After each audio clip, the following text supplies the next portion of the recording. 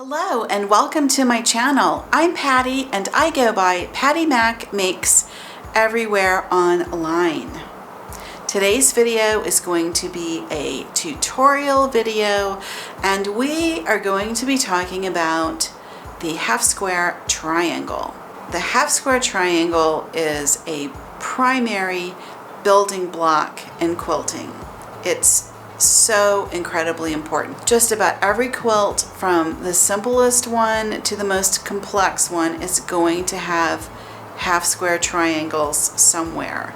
So really getting comfortable with this block, this design, and how to work with it, it is crucial for you if you want to improve your quilting life. And I know you want to improve your quilting life, that's why you're here. So, let's talk about what's on the cutting table. On the cutting table, this is called a pinwheel block, and it is constructed of 4 half square triangles. So it's 1, 2, 3, 4. And they're all the same square, half square triangle, and what you're going to do to make this design is you start here, and then you rotate it once, and then you rotate it again, and then you rotate it the last time. And once you do this all the way around, it gives you this design that looks like a pinwheel.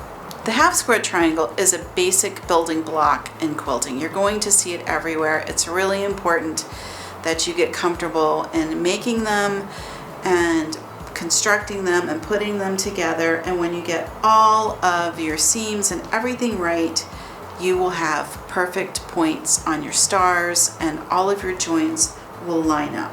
Here's the half square triangle, and you can see it's just what it says. It's a half square that is a triangle, and you will get your best looking results when you have a lot of contrast.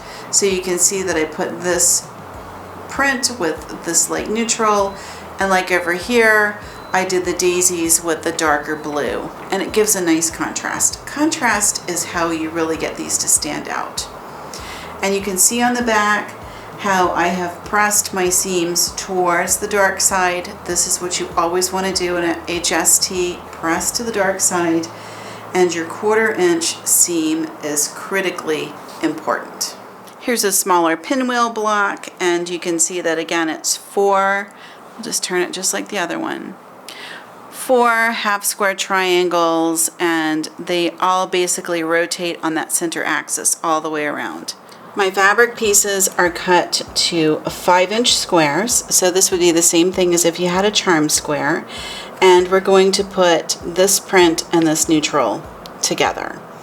And the first thing I'm going to do is make sure that I'm pairing them up correctly. I want to match green line to green line, so what I'm going to do is just check this one.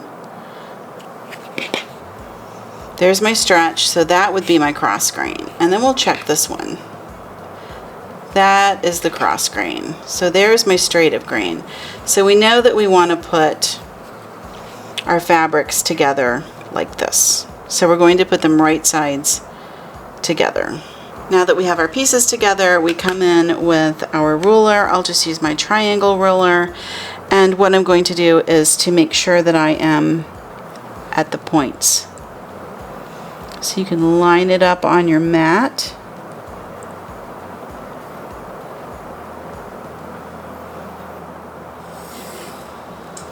That is going to wind up being your cut line.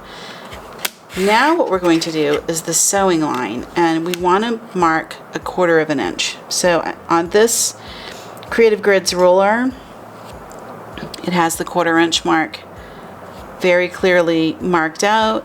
So I'm lined up with the cut line I just made, and now I'm going to draw this line. Now I have 2 lines. Let's do another one. You're going to wind up drawing 3 lines on the back of your square unit. Again, lining up the 1/4 inch seam line with the center, and there you have it.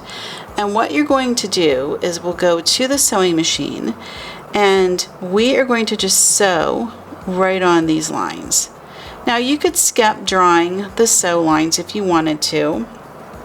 You could just very carefully run your 1/4 inch seam guide along the center line. I don't want to take any chances. I'm just going to sew right on this line. And then when it's time, we'll cut on the center line. Okay, we're over here at the machine. I have it threaded up with good 50 weight cotton thread, which is what I use for all of my quilting projects. And we're going to start with a leader. I have my machine fitted with a 1/4 inch seam foot. So remember, we drew 3 lines and the center line is the cut line. We're not going to sew on the center line. We're going to sew on the lines to either side of that. And so I'm going to lift up my presser foot and I'm going to make sure that the opening in the foot lines up to that line. And I'm going to sew.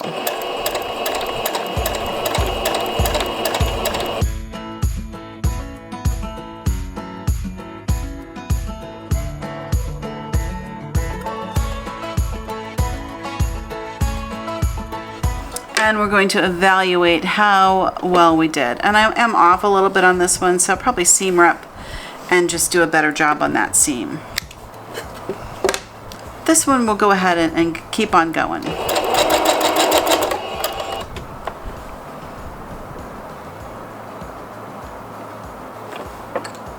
And you can use your seam ripper as a stylist or a stiletto to help you keep that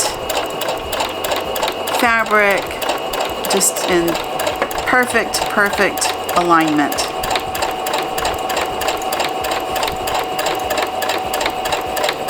You can see it trying to stretch.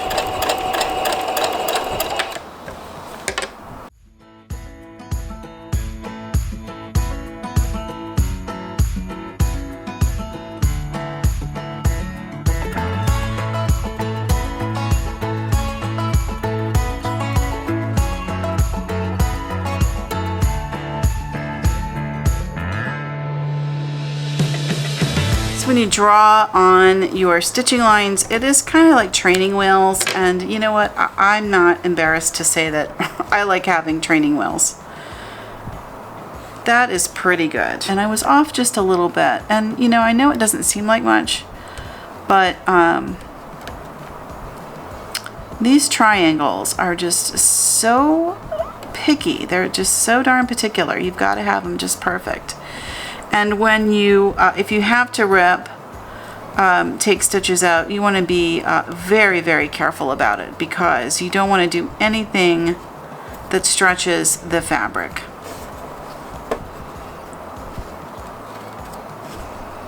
It really is kind of a prima donna to get it together, but you know, once you've got it together, you've got a beautiful unit.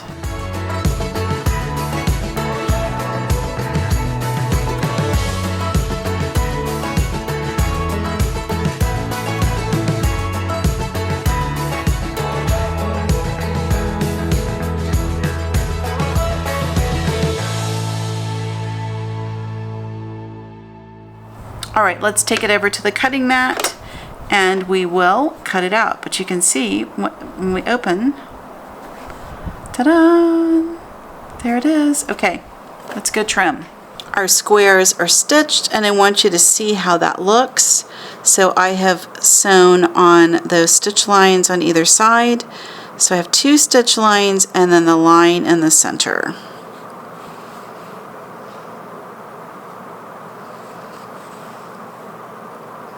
There you go. So 2 stitch lines and the line in the center, and we're going to cut on that center line.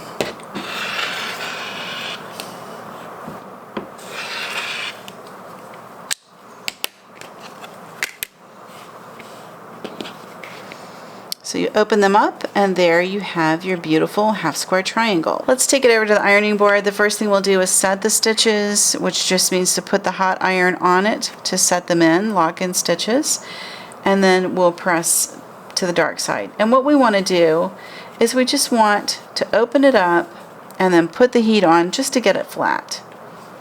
You don't want to be like stretching your fabric or excessively steaming it, because you can stretch everything out, and we don't want to stretch it out. So lay your triangles onto the ironing board with the dark side up, and then you're just going to put your iron on top just lightly, just to set in your stitches. That's it. And you should turn the steam off.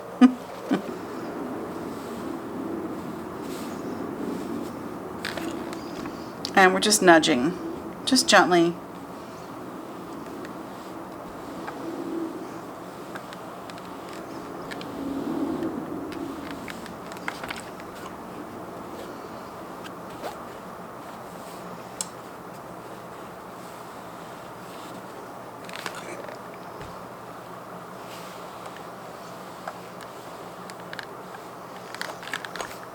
Here's our beautifully pressed out half square triangle. It's absolutely gorgeous. Here's the back. Now you can see that purple ink is still there. Now this is a disappearing ink pen, and that will go away over time all on its own, so don't worry about that. You can use chalk if you like, you can use pencil. There are other things that you can use. I just happen to like that particular tool, and I use it in my embroidery as well. So what we have here is an untrimmed HST, and we're going to trim down to a 4.5 inch square, and what I'm going to do is put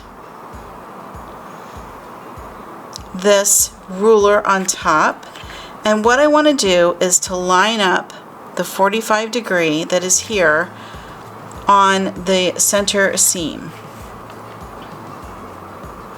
So you're going to arrange it so that you have, particularly in your corners, everything lines up perfectly. And then we're going to just trim all the way around.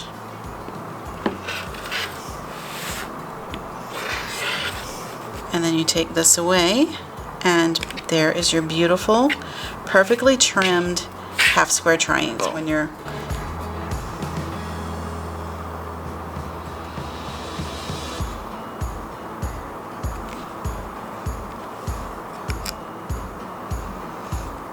so I would suggest that you cut your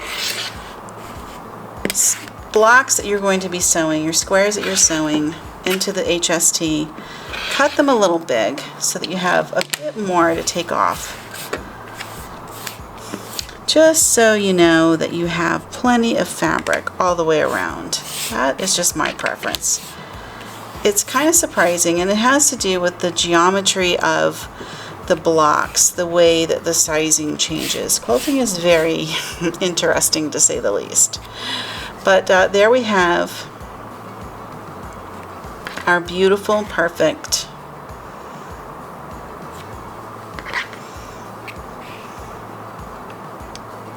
There's all kinds of shapes that you can get playing with these half square triangles.